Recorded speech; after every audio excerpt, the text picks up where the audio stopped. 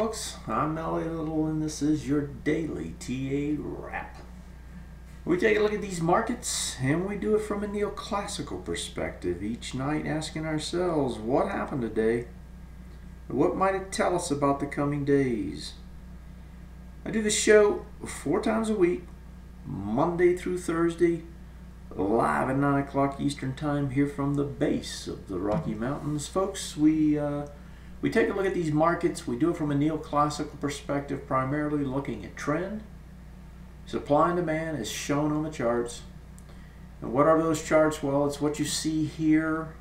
Supply and demand shows up as, in my case, green. Of course, you can make it whatever color you want, but that's the anchored support zone, and those anchored support zones are in effect created as a result of swing points, whether they be high volume, anchor bars, whether they be swing points, high volume bars, wide price spread bars, or a combination thereof.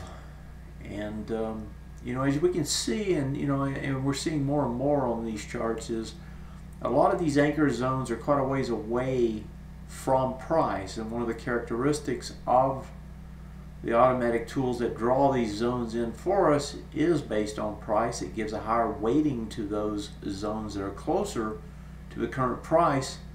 But as you can see here, price is away. And why is that? Well, it's because volume has been so anemic.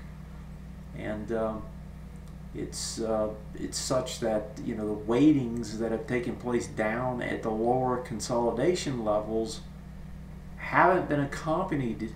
We haven't seen large volume spikes or wide price spread bars since that time period, and that's why a lot of these you'll see them with the zones lower.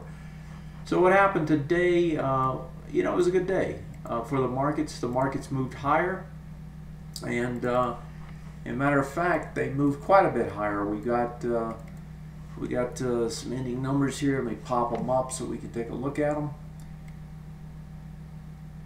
As soon as we get them to draw,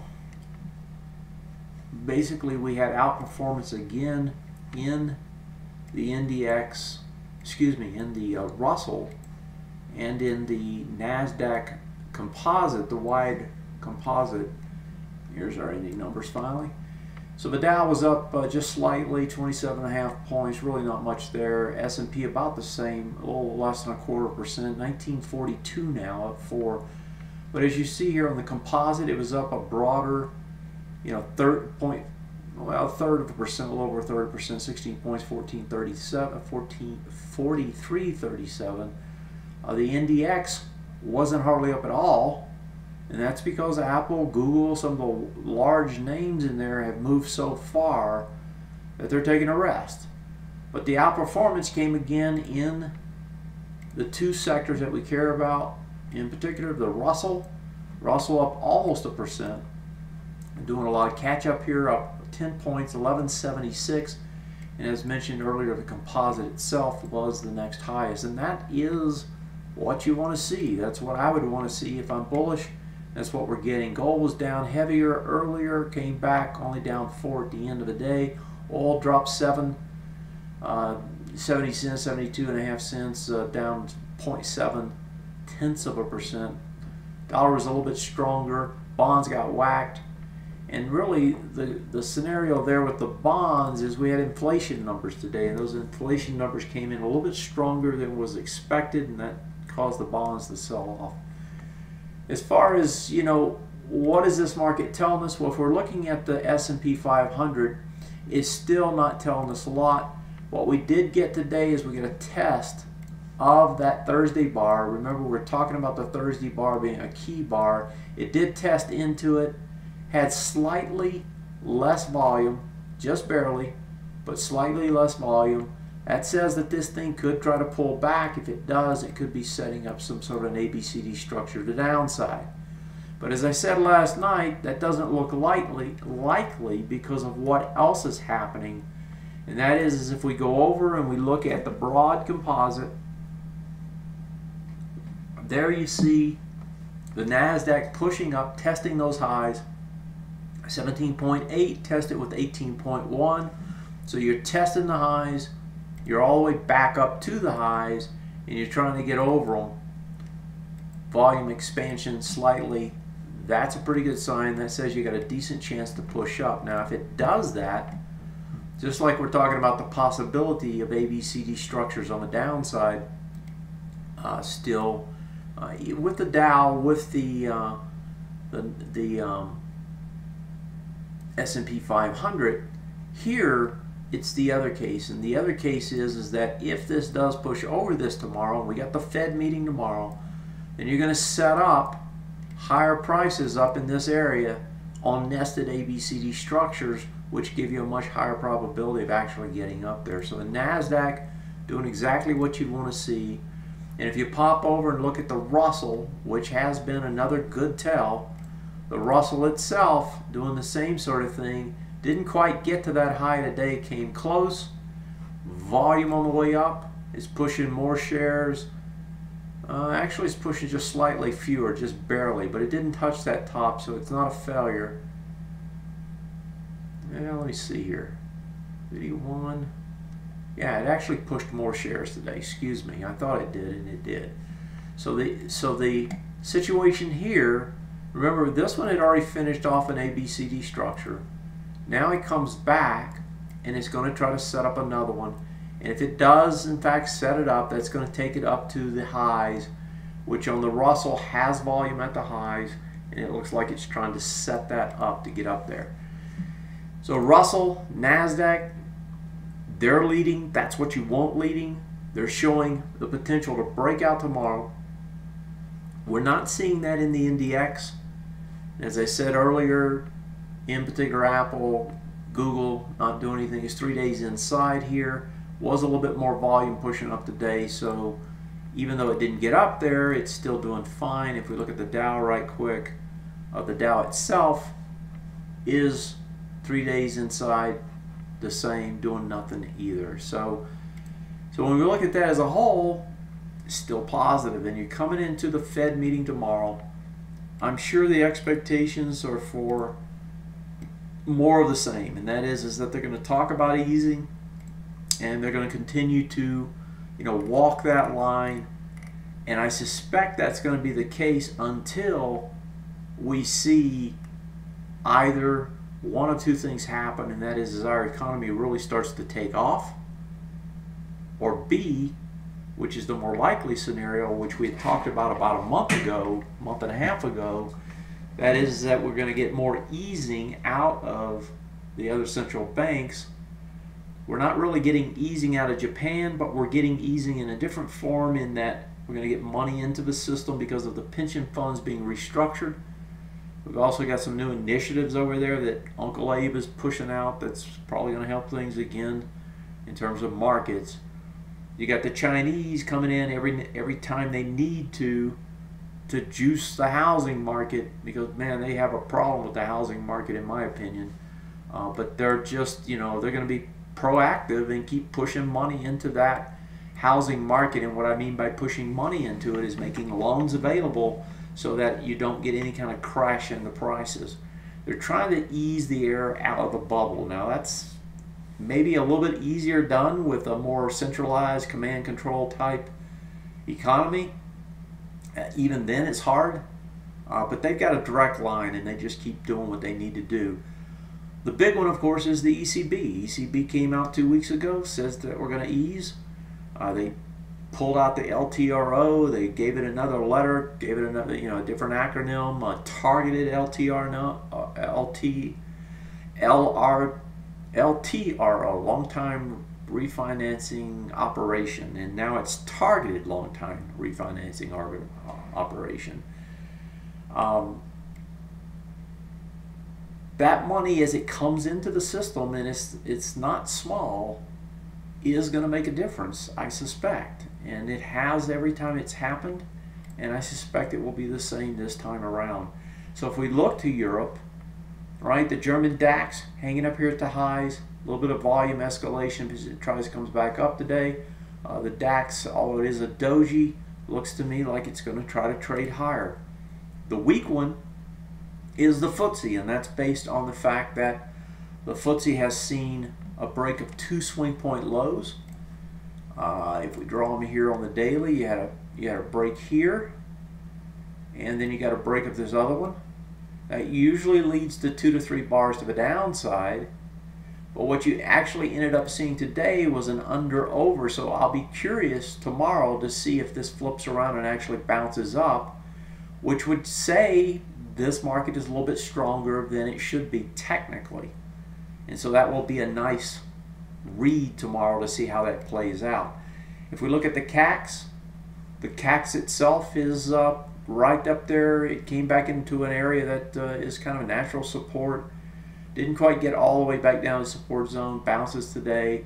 That too still looks fine. I suspect it's going to try to rise as well. If we look over in Asia, we were just talking about China. China's still hanging at the highs. And if you look here at the Hang Seng, and if you look at the HSI, Hang Seng, if you look at the H cap shares, which we did just a second ago, and if we look at the Hang Seng itself, those are all hanging at the highs. Taiwan back over the highs. Our friends up in Canada keep seeing new highs. Folks, it's the same all around the world. Nothing wants to give it up. And now you're moving in closer to the end of the month, end of the quarter. We'll see if the Fed meeting tomorrow actually makes a difference. And the way these markets are set up, it looks like it is going to make a difference. So if we look, and what I mean by setup, of course, is what I just talked about with the indexes. But if we look inside the sectors, the SOX has been traveling higher and higher, still traveling up. It's almost to its ABCD structures now on the daily. Got another 2% or so to go on the weekly. And right now, this one is like no holding it back. And a big piece of that is what I wrote an article about today, and that is Intel. I mean, Intel got the push up and is giving nothing back. And if you want to check out the article, you can pop over here and check it out. Just log in first and you'll be able to see it.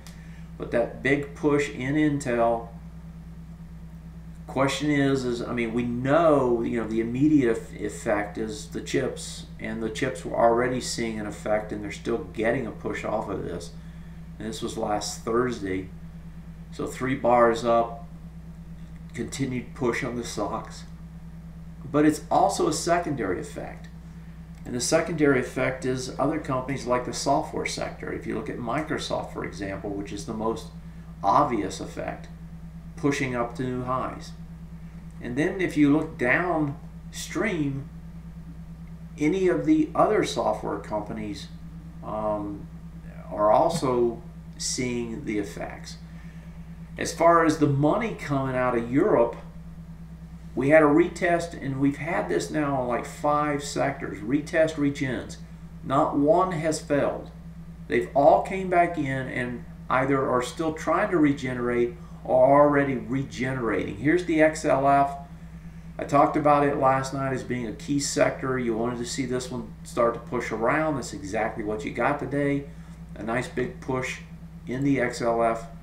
If you look at the XLY, this one had done a full retest regen and looked to be the one that was most susceptible to a break.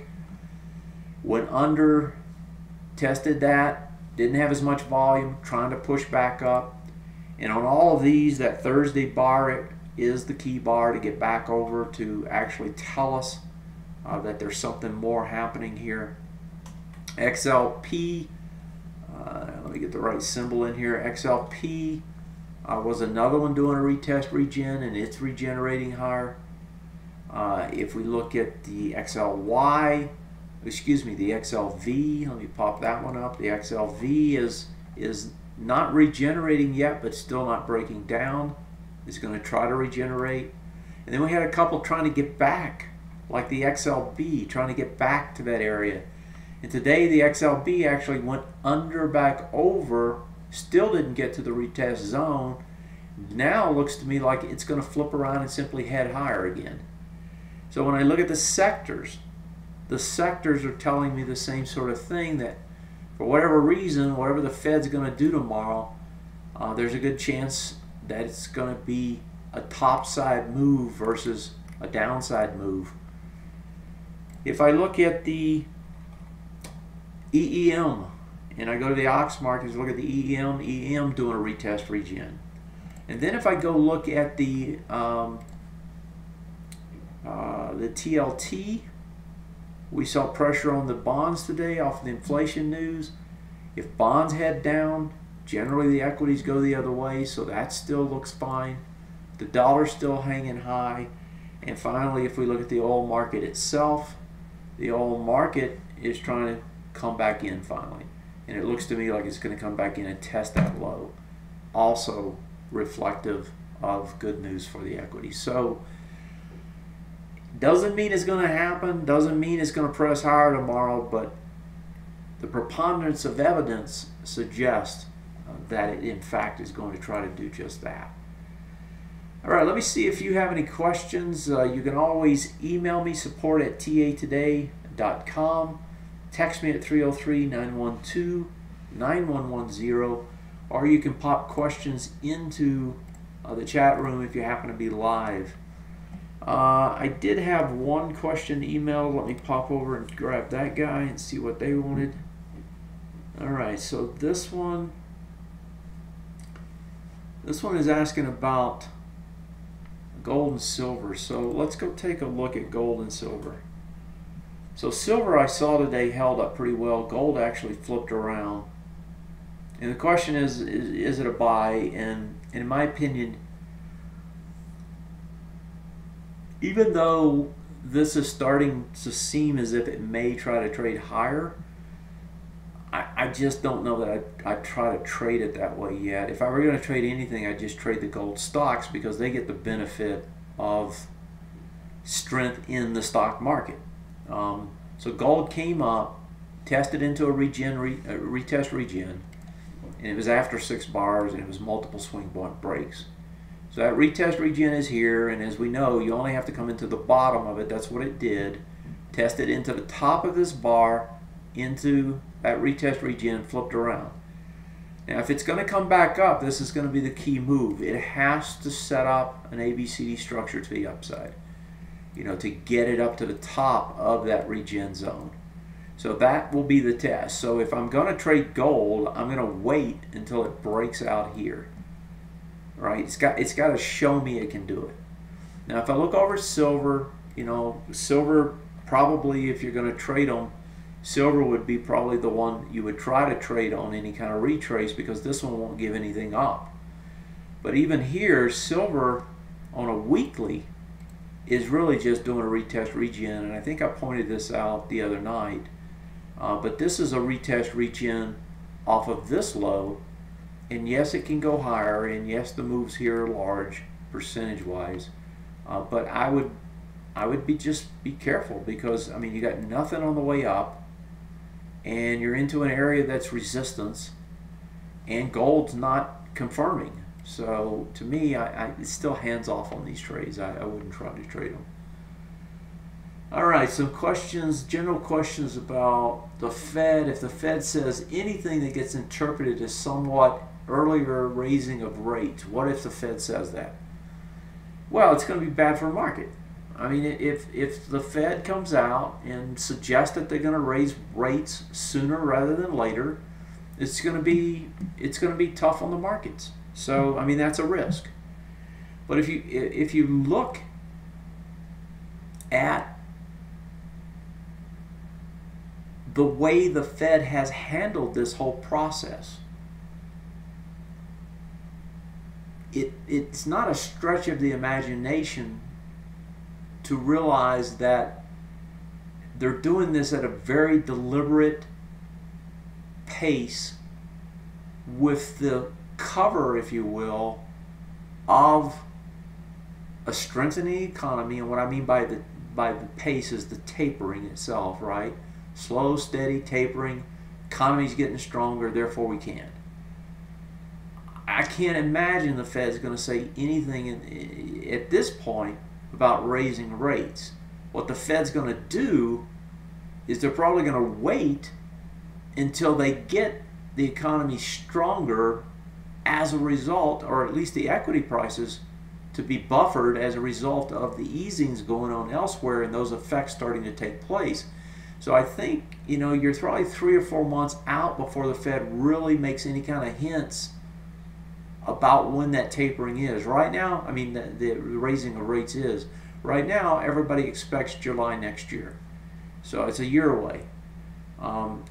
If they change that, yeah, it will have an impact. I mean, that's a risk, but I think it's a very low probability risk. Ozark. Ozark is, this is a great stock. I haven't looked at it in a while. This is a regional banking stock. Yeah, it looks good. I like this stock a lot. This is on the weekly. So the top here is 64.75. It came into it, closes over it, so that's good. Let's see what the daily looks like. Yeah, and on the daily, you got an ABCD structure up. So yeah, I mean, Ozark to me can go back to the highs. This is a strong, one of the strong regional stocks. And now that you're starting to see, you know, the rotation with the money into things that haven't moved, aka banking stocks, you can see how that ABCD is going to take it right back to the top. Yeah, the money starts flowing into these things, and yes, I think it can actually get right back to the top. So I like Ozark. So Tommy says the Fed seems to be moving with rates and small caps going higher. I finished off an ABCD also is a question. So going back to the Fed thing, I think it's just a deliberate, slow, steady. Let's deal with the tapering first, and then we'll talk about rates. And I can't believe they're going to say anything about rates until they're through tapering. And so for that, to me, it means September, October at least. So to finish that thought, did this finish off an ABCD? Well, you had an A point here. You actually had a B point there. So you've actually had multiples on the way up. And this is because of the way I read these charts. So you had an A, a B, it looks like, and a C. That one finished off. Then you had another one back down.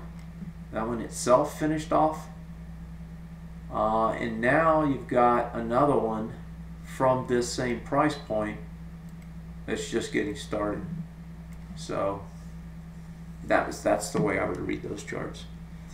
Okay, I'm about out of time here. Unless you have any more questions, let me just talk about a couple other things. So from a standpoint of, you know, the calendar, and I usually don't make that much of a deal out of the calendar, but you got earnings that kick in the first of the latter part of the first week of April. I mean of July. So usually somewhere around, I'd have to look them up, but they're probably like 8th, 9th, somewhere around there that they start kicking in. It's the banks first. So a run from the banks into earnings makes perfect sense from a calendar standpoint. You're also seeing, we've already talked about Intel, you know, making its run. Well, tonight, Adobe, you know, I was talking about software earlier, Adobe 9% higher after the close tonight on earnings. You're getting larger names, talking up the future, showing good earnings. That, you know, that's two big companies now. If that continues, you're going to see a push as a result of earnings coming up, as well as end of quarter performance anxiety. And so that's a real risk, unless the Fed really, you know, drills a hole in this market. That's a real risk for this market to actually squeeze higher into the end of the month, which is something I've talked about for quite a while now. The other big piece that continues, and you had 4 more big deals this week, is every week there's deals. There's M&A activity every single week. You get multiples usually on Monday, and then you might get 1 or 2 during the week, and this week was no difference. And now tonight there's talk of 2 or 3 more deals. So M&A activity is also driving this market. So when you look to the negative side, what's negative? Well, the negatives is the geopolitical. And potentially, you know, the Fed could say something, but I think the risk is low. The geopolitical, to me, especially Iraq, is the higher one. And I know Obama doesn't want to do anything, but I can't believe Obama's going to sit there and watch Baghdad taken. So, and I also expect Iran's not going to sit there and do it either. So, even though there's a real risk there because things can happen fast, that seems to be dissipating. The probability of that happening is dissipating and you know, drawing a lower probability at this point. And some of that got priced in last week, but then last week was a slow week. I think it was an excuse more than getting priced in. If those rebels start to advance into Baghdad, it's going to be a whole different story, though. So to me, that's the biggest risk out there. I don't see much else. So, you know, when you look at it from the calendar and you look at those items I just handed to you, there's a real risk of this market squeezing higher, not lower. Folks, I'm going to leave it there. Thank you for joining me. As always, I ask you to tell a friend, help me grow, help the site grow, help yourself. Because the more subscribers, the more viewers, the more people that are aware of us, the better. Mail 2 or 3 of your friends. Let them know. I appreciate it, and I thank you in advance. Until next time, have a great night, and I'll see you then. Good night, folks. Take care.